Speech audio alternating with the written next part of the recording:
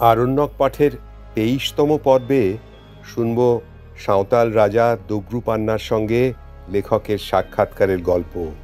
আসুন শুরু করি আমার আজকের পাঠ।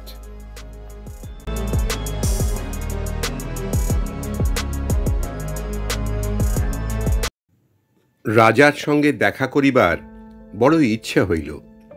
রাজ সন্দর্শনে যাইতে হইলে কিছু নজর লইয়া যাওয়া উচিত। যার যা প্রাপ্য সম্মান তাকে তা না দিলে কর্তব্যের হানি ঘটে। কিছু ফলমূল, গোটা দুই বড় মুরগি বেলা ১টার মধ্যে নিকটবর্তী বস্তি হইতে কিনিয়া আনিলাম। এদিকের কাজ শেষ করিয়া বেলা ২টার পরে বুদ্ধ সিংকে বলিলাম, চলো রাজার সঙ্গে দেখা করে আসি। বুদ্ধ সিং তেমন উৎসাহ দেখাইল না।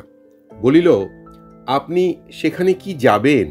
আপনাদের সঙ্গে দেখা করবার উপযুক্ত নয়। পাহাড়ি অসভ্য জাতদের রাজা, তাই বলে কি আর আপনাদের সমান সমান কথা বলার যোগ্য বাবুজি? সে তেমন কিছু নয়।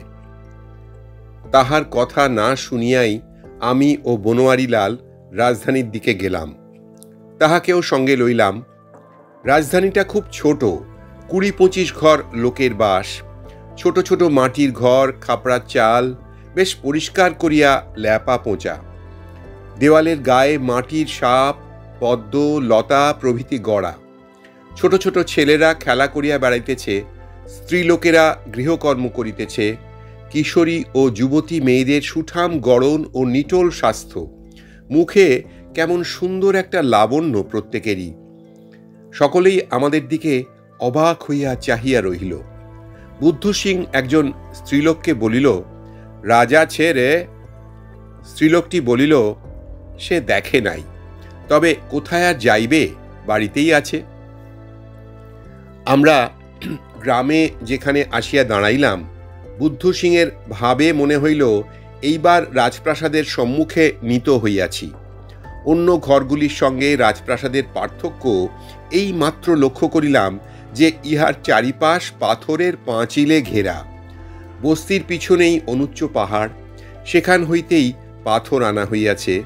রাজবাড়িতে ছেলে মেয়ে অনেকগুলি, কতকগুলি খুব ছোট। তাদের গলায় পুঁতির মালা ও নীল ফলের বীজের মালা। দু একটি ছেলে মেয়ে দেখিতে বেশ সুশ্রী। ১৬-১৭ বছরের একটি মেয়ে বুদ্ধ সিংয়ের ডাকে ছুটিয়া বাহিরে আসিয়াই আমাদের দেখিয়া অবাক হইয়া গেল। তাহার চোখের চাহনি দেখিয়া মনে হইল কিছু ভয়ও পাইয়াছে। বুদ্ধ সিং বলিল, রাজা কোথায়? মেয়েটি কে? বুদ্ধ সিংকে জিজ্ঞাসা করিলাম। বুদ্ধ সিং বলিল, রাজার নাতির মেয়ে। রাজা বহুদিন জীবিত থাকিয়া নিশ্চয়ই বহু যুবক ও প্রৌঢ়কে রাজসিংহাসনে বসিবার সৌভাগ্য হইতে বঞ্চিত করিয়া রাখিয়াছেন। মেয়েটি বলিল, আমার সঙ্গে এসো। জ্যাঠামশাই পাহাড়ের নিচে পাথরে বসে আছেন। মানি বা নাই মানি, মনে মনে ভাবিলাম যে মেয়েটি আমাদের পথ দেখাইয়া লইয়া চলিয়াছে সে সত্যই রাজকন্যা। তাহার পূর্বপুরুষেরা এই আরণ্য ভূভাগ বহুদিন ধরিয়া শাসন করিয়াছিল, সেই বংশের সে মেয়ে। বলিলাম, মেয়েটির নাম কি জিজ্ঞাসা করো? বুদ্ধ সিং বলিল, ওর নাম ভানুমতি। বাহ, বেশ সুন্দর, ভানুমতি, রাজকন্যা ভানুমতি। ভানুমতি নিটোল স্বাস্থ্যবতী, সুঠাম মেয়ে, লাবণ্যমাখা মুখশ্রী। তবে পরনের কাপড় সভ্য সমাজের শোভনতা রক্ষা করিবার উপযুক্ত প্রমাণ মাপের নয়। মাথার চুল রুক্ষ, গলায় কড়ি ও পুঁতির দানা। দূর হইতে একটা বড় বকাইন গাছ দেখাইয়া দিয়া ভানুমতি বলিল, তোমরা যাও, জ্যাঠামশাই ওই গাছতলায় বসে গরু চড়াচ্ছেন। গরু চড়াইতেছেন কিরকম? প্রায় চমকিয়া উঠিয়াছিলাম বোধহয়। এই সমগ্র অঞ্চলের রাজা, সাঁওতাল বিদ্রোহের নেতা দব্রু পান্না বীরবর্দী গরু চড়াইতেছেন। কিছু জিজ্ঞাসা করিবার পূর্বেই মেয়েটি চলিয়া গেল এবং আমরা আর কিছু অগ্রসর হইয়া বকাইন গাছের তলায় এক বৃদ্ধকে কাঁচা শালপাতায় তামাক জড়াইয়া ধূমপানরত দেখিলাম। বুদ্ধ সিং বলিল, সেলাম রাজা সাহেব। রাজা দব্রু পান্না কানে শুনিতে পাইলেও চোখে খুব ভালো দেখিতে পান বলিয়া মনে হইল না। বলিলেন, কে? বুদ্ধ সিং, সঙ্গে কে? বুদ্ধু বলিল, একজন বাঙালি বাবু আপনার সঙ্গে দেখা করতে এসেছেন। উনি কিছু নজর এনেছেন, আপনাকে নিতে হবে। আমি নিজে গিয়া বৃদ্ধের সামনে মুরগি ও জিনিস কয়টি নামাইয়া রাখিলাম। বলিলাম, আপনি দেশের রাজা, আপনার সঙ্গে দেখা করবার জন্য বহু দূর থেকে এসেছি। বৃদ্ধের দীর্ঘায়ত চেহারার দিকে চাহিয়া আমার মনে হইল, যৌবনে রাজা দবরু পান্না খুব সুপুরুষ ছিলেন, সন্দেহ নাই। মুখশ্রীতে বুদ্ধির ছাপ সুস্পষ্ট। বৃদ্ধ খুব খুশি হইলেন। আমার দিকে ভালো করিয়া চাহিয়া দেখিয়া বলিলেন, কোথায় ঘর? বলিলাম, কলকাতা। অনেক দূর। বড় ভারী জায়গা শুনেছি কলকাতা। আপনি কখনো যাননি? না, আমরা কি শহরে যেতে পারি? এই জঙ্গলেই আমরা থাকি ভালো। বসো। ভানমতি কোথায় গেল? ও ভানমতি! মেয়েটি ছুটিতে ছুটিতে আসিয়া বলিল, কি জ্যাঠামশাই, এই বাঙালি বাবু ও তাঁর সঙ্গের লোকজন আজ আমার এখানে থাকবেন ও খাওয়া দাওয়া করবেন। আমি প্রতিবাদ করিয়া বলিলাম, না না, সে কি, আমরা এখনই চলে যাব আপনার সঙ্গে দেখা করেই, আমাদের থাকার বিষয়। কিন্তু দবরু পান্না বলিলেন, না, তা হতে পারে না। ভানমতি, এই জিনিসগুলো নিয়ে যা এখান থেকে। আমার ইঙ্গিতে বনোয়ারিলাল পাটোয়ারি নিজে জিনিসগুলি লইয়া অদূরবর্তী রাজার বাড়িতে লইয়া গেল, ভানুমতির পিছু পিছু। বৃদ্ধের কথা অমান্য করিতে পারিলাম না। বৃদ্ধের দিকে চাহিয়াই আমার সম্ভ্রমে মন পূর্ণ হইয়া গিয়াছিল। সাঁওতাল বিদ্রোহের নেতা, প্রাচীন অভিজাত বংশীয় বীর দবরু পান্না হইলই বা বন্য আদিম জাতি আমাকে থাকিতে অনুরোধ করিতেছেন, এ অনুরোধ আদেশেরই সামিল। রাজা দবরু পান্না অত্যন্ত দরিদ্র দেখিয়াই বুঝিয়াছিলাম। তাহাকে গরু চড়াইতে দেখিয়া প্রথমটা আশ্চর্য হইয়াছিলাম বটে, কিন্তু পরে মনে ভাবিয়া দেখিলাম, ভারতবর্ষের ইতিহাসে রাজা দবরু পান্নার অপেক্ষা অনেক বড় রাজা অবস্থা বৈগুণ্যে গোচারণ অপেক্ষাও হীনতর বৃত্তি অবলম্বন করিয়াছিলেন। রাজা নিজের হাতে শালপাতার একটা চুরুট গড়িয়া আমার হাতে দিলেন। দেশলাই নাই, গাছের তলায় আগুন করাই আছে, তাহা হইতে একটা পাতা জ্বালাইয়া সম্মুখে ধরিলেন। বলিলাম, আপনারা এই দেশের প্রাচীন রাজবংশ, আপনাদের দর্শনে পুণ্য আছে। দবরু পান্না বলিলেন, এখন আর কি আছে, আমাদের বংশ সূর্য বংশ। এই পাহাড় জঙ্গল সারা পৃথিবী আমাদের রাজ্য ছিল। আমি যৌবন বয়সে কোম্পানির সঙ্গে লড়েছি, এখন আমার বয়স অনেক, যুদ্ধে হেরে গেলাম, তারপর আর কিছু নেই। এই আরণ্য ভূভাগের বহিস্থিত অন্য কোনো পৃথিবীর খবর দবরু পান্না রাখেন বলিয়া মনে হইল না।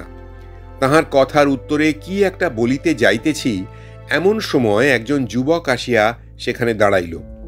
রাজা দবরু বলিলেন, আমার ছোট নাতি জগরু পান্না, ওর বাবা এখানে নেই, লছিমপুরের রানী সাহেবের সঙ্গে দেখা করতে গিয়েছে। ওরে জগরু, বাবুজির জন্যে খাওয়ার জোগাড় কর। যুবক যেন নবীন শালতরু, পেশিবহুল সবল নধর দেহ। সে বলিল, বাবুজি, সজারুর মাংস খান। পরে তাহার পিতামহের দিকে চাহিয়া বলিল, পাহাড়ের ওপারের বনে ফাঁদ পেতে রেখেছিলাম, কাল রাত্রে 2টো সজারু পড়েছে। শুনিলাম রাজার 3টি ছেলে, তাহাদের 8-10টি ছেলে মেয়ে। ওই বৃহৎ রাজপরিবারের সকলেই এই গ্রামে একত্র থাকে। শিকার ও গোচারণ প্রধান উপজীবিকা। এ বাদে বনের পাহাড়ি জাতিদের বিবাদ বিসংবাদে রাজার কাছে বিচার প্রার্থী হইয়া আসিলে কিছু কিছু ভেট ও নজরানা দিতে হয়, দুধ, মুরগি, ছাগল, পাখির মাংস বা ফলমূল। বলিলাম, আপনার চাষবাস আছে? দবরু পান্না গর্বের সুরে বলিলেন, ওসব আমাদের বংশে নিয়ম নেই। শিকার করার মান সকলের চেয়ে বড়। তাও এক সময় ছিল বর্ষা নিয়ে শিকার সবচেয়ে গৌরবের। তীর ধনুকের শিকার দেবতার কাজে লাগে না, ও বীরের কাজ নয়। তবে এখন সবই চলে। আমার বড় ছেলে মুঙ্গের থেকে একটা বন্দুক কিনে এনেছে, আমি কখনো ছুঁইনি। বর্ষা ধরে শিকার আসল শিকার। ভানুমতি আবার আসিয়া একটা পাথরের ভাঁড় আমাদের কাছে রাখিয়া গেল। রাজা বলিলেন, তেল মাখুন, কাছেই চমৎকার ঝর্ণা, স্নান করে আসুন সকলে। আমরা স্নান করিয়া আসিলে রাজা আমাদের রাজবাড়ির একটা ঘরে লইয়া যাইতে বলিলেন। ভানুমতী একটা ধামায় চাল ও মেটে আলু আনিয়া দিল। জগরু সজারু ছাড়াইয়া মাংস আনিয়া রাখিল কাঁচা শালপাতার পাত্রে। ভানুমতী আরেকবার গিয়া দুধ ও মধু আনিল। আমার সঙ্গে ঠাকুর ছিল না, বনোয়ারি মেটে আলু ছাড়াইতে বসিল। আমি রাঁধিবার চেষ্টায় উনুন ধরাইতে গেলাম, কিন্তু শুধু বড় বড় কাঠের সাহায্যে উনুন ধরানো কষ্টকর। দু একবার চেষ্টা করিয়া পারিলাম না। তখন ভানুমতী তাড়াতাড়ি একটা পাখির শুকনো বাসা আনিয়া উনুনের মধ্যে পুড়িয়া দিতে আগুন বেশ জ্বলিয়া উঠিল। দিয়াই দূরে সরিয়া গিয়া দাঁড়াইল। ভানুমতী রাজকন্যা বটে, কিন্তু বেশ অমায়িক স্বভাবের রাজকন্যা, অথচ দিব্য সহজ সরল, মর্যাদা জ্ঞান। রাজা দব্রুপান্না সবসময় রান্নাঘরের দুয়ারটির কাছে বসিয়া রহিলেন, আতিথ্যের এতটুকু ত্রুটি না ঘটে। আহারাদির পর বলিলেন, আমার তেমন বেশি ঘরদোরও নেই, আপনাদের বড় কষ্ট হলো। এই বনের মধ্যে পাহাড়ের উপরে আমার বংশের রাজাদের প্রকাণ্ড বাড়ির চিহ্ন এখনো আছে। আমি বাপ ঠাকুরদার কাছে শুনেছি বহু প্রাচীনকালে ওখানে আমার পূর্বপুরুষেরা বাস করতেন। সেদিন কি আর এখন আছে? আমাদের পূর্বপুরুষদের প্রতিষ্ঠিত দেবতা এখনো সেখানে আছেন। আমার বড় কৌতূহল হইল। বলিলাম, যদি আমরা একবার দেখতে যাই তাতে কি কোনো আপত্তি আছে রাজা সাহেব? এর আবার আপত্তি কি? তবে দেখবার এখন বিশেষ কিছু নেই। আচ্ছা চলুন, আমি যাব। জগরু, আমাদের সঙ্গে এসো। আমি আপত্তি করিলাম। 92 বছরের বৃদ্ধকে আর পাহাড়ে উঠাইবার কষ্ট দিতে মন সরিল না। সে আপত্তি টিকিল না। রাজা সাহেব হাসিয়া বলিলেন, ও পাহাড়ে আমায় তো প্রায়ই উঠতে হয়। ওর গাই আমার বংশের সমাধিস্থান। প্রত্যেক পূর্ণিমায় আমায় সেখানে যেতে হয়। চলুন, সে জায়গাও দেখাবো। উত্তর পূর্ব কোণ হইতে অনুচ্চ শৈলমালা, যার স্থানীয় নাম ধনঝড়ি, এক স্থানে আসিয়া যেন হঠাৎ ঘুরিয়া পূর্বমুখী হওয়ার দরুন একটা খাঁজের সৃষ্টি করিয়াছে। এই খাঁজের নিচে একটা উপত্যকা। শৈলসানুর অরণ্য সারা উপত্যকা ব্যাপিয়া যেন সবুজের ঢেউয়ের মতো নামিয়া আসিয়াছে, যেমন ঝর্ণা নামের পাহাড়ের গা বাহিয়া। অরণ্য এখানে ঘন নয়, ফাঁকা ফাঁকা। বনের গাছের মাথায় মাথায় সুদূর চক্রবাল রেখায় নীল শৈলমালা, বোধহয় গয়া কি রামগড়ের দিকের। যতদূর দৃষ্টি চলে শুধুই বনের শীর্ষ, কোথাও উঁচু বড় বড় বনস্পতি সংকুল, কোথাও নিচু চারা শাল ও চারা পলাশ। জঙ্গলের মধ্যে সরু পথ বাহিয়া পাহাড়ের উপর উঠিলাম। এক জায়গায় খুব বড় পাথরের চাই আড়ভাবে পোঁতা, ঠিক যেন একখানা পাথরের কড়ি বা ঢেঁকির আকারের। তার নিচে কুম্ভকারদের হাঁড়ি কলসি পোড়ানো পনের গর্তের মতো, কিংবা মাঠের মধ্যে খ্যাঁকশিয়ালি যেমন গর্ত কাটে ওই ধরনের প্রকাণ্ড একটা বড় গর্তের মুখ। গর্তের মুখে চারা শালের বন।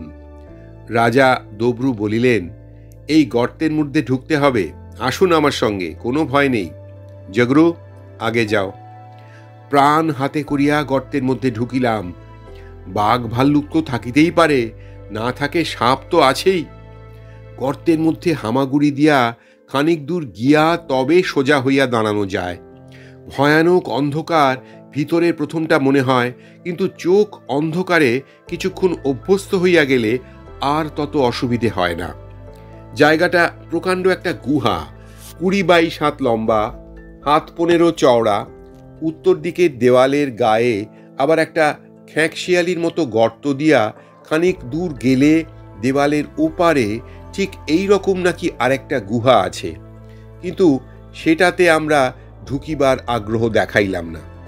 গুহার ছাদ বেশি উঁচু নয়। একটা মানুষ সোজা হইয়া দাঁড়াইয়া হাত উঁচু করিলে ছাদ ছুঁইতে পারে। চামসে ধরনের গন্ধ গুহার মধ্যে, বাদুড়ের আড্ডা, এছাড়া ভাম, শৃগাল, বনবিড়াল প্রভৃতি থাকে শোনা গেল। বনোয়ারি পাটোয়ারি চুপি চুপি বলিল, হুজুর, চলুন বাইরে, এখানে আর বেশি দেরি করবেন না। ইহাই নাকি দব্রুপান্নার পূর্বপুরুষদের দুর্গ প্রাসাদ। আসলে ইহা একটি বড় প্রাকৃতিক গুহা। প্রাচীনকালে পাহাড়ের উপর দিকে মুখওয়ালা এ গুহায় আশ্রয় লইলে শত্রুর আক্রমণ হইতে সহজে আত্মরক্ষা করা যাইত। রাজা বলিলেন, এর আরেকটা গুপ্ত মুখ আছে, সে কাউকে বলা নিয়ম নয়, সে কেবল আমার বংশের লোক ছাড়া কেউ জানে না। যদিও এখন এখানে কেউ বাস করে না, তবুও এই নিয়ম চলে আসছে বংশে। গুহাটা হইতে বাহির হইয়া আসিয়া ধরে প্রাণ আসিল। তারপর আরও খানিকটা উঠিয়া এক জায়গায় প্রায় 1 বিঘা জমি জুড়িয়া বড় বড় সরু মোটা ঝুড়ি নামাইয়া পাহাড়ের মাথায় অনেকখানি ব্যাপিয়া এক বিশাল বটগাছ। রাজা দব্রুপান্না বলিলেন, জুতো খুলে চলুন মেহেরবানি করে। বটগাছতলায় যেন চারিধারে বড় বড় বাটনা বাটা শিলের আকারের পাথর ছড়ানো। রাজা বলিলেন, ইহাই তাহার বংশের সমাধিস্থান। এক একখানা পাথরের তলায় এক একটা রাজবংশীয় লোকের সমাধি। বিশাল বটতলার সমস্ত স্থান জুড়িয়া সেই রকম বড় বড় শিলাখণ্ড ছড়ানো। কোনো কোনো সমাধি খুবই প্রাচীন, দুদিক হইতে ঝুড়ি নামিয়া যেন সেগুলিকে সাঁড়াশির মতো আটকাইয়া ধরিয়াছে। সেসব ঝুড়ি আবার গাছের গুঁড়ির মতো মোটা হইয়া গিয়াছে। কোনো কোনো শিলাখণ্ড ঝুড়ির তলায় একেবারে অদৃশ্য হইয়া গিয়াছে। ইহা হইতে সেগুলির প্রাচীনত্ব অনুমান করা যায়। রাজা দব্রু বলিলেন, এই বটগাছ আগে এখানে ছিল না, অন্য অন্য গাছের বন ছিল। একটি ছোট বটচারা ক্রমে বেড়ে অন্য অন্য গাছ মেরে ফেলে দিয়েছে। এই বটগাছটাই এত প্রাচীন যে এর আসল গুঁড়ি নেই। ঝুড়ি নেবে যে গুঁড়ি হয়েছে তারাই এখন রয়েছে। গুঁড়ি কেটে উপড়ে ফেললে দেখবেন ওর তলায় কত পাথর চাপা পড়ে আছে। এইবার বুঝুন কত প্রাচীন সমাধিস্থান এটা। সত্যই বটগাছটার তলায় দাঁড়াইয়া আমার মনে এমন একটা ভাব হইল, যাহা এতক্ষণ কোথাও হয় নাই, রাজাকে দেখিয়াও নয়। রাজাকে তো মনে হইয়াছে জনৈক বৃদ্ধ সাঁওতাল কুলির মতো, রাজকন্যাকে দেখিয়াও নয়। একজন স্বাস্থ্যবতী হো কিংবা মুন্ডা তরুণীর সহিত রাজকন্যার কোনো প্রভেদ দেখি নাই। রাজপ্রাসাদ দেখিয়া তো নয়ই, সেটাকে একটা সাপখোপের ও ভূতের আড্ডা বলিয়া মনে হইয়াছে। কিন্তু পাহাড়ের উপরে এই সুবিশাল প্রাচীন বটতরুতলে কতকালের এই সমাধিস্থল আমার মনে এক অননুভূত অপরূপ অনুভূতি জাগাইল। সাঁওতাল রাজা দব্রুপান্নার রাজত্ব দেখে, তাঁর পূর্বপুরুষের সমাধিস্থল দেখে লেখকের মনে যে কি অনুভূতির সৃষ্টি হলো তার আরও বিবরণ পরের পর্বে। আজকের মতো এখানেই শেষ করছি। সকলে খুব ভালো থাকবেন। আমার পাঠ ভালো লাগলে একটি লাইক করে দেবেন আর আমার চ্যানেলটি সাবস্ক্রাইব করে দেবেন। নমস্কার, ভালো থাকবেন সবাই।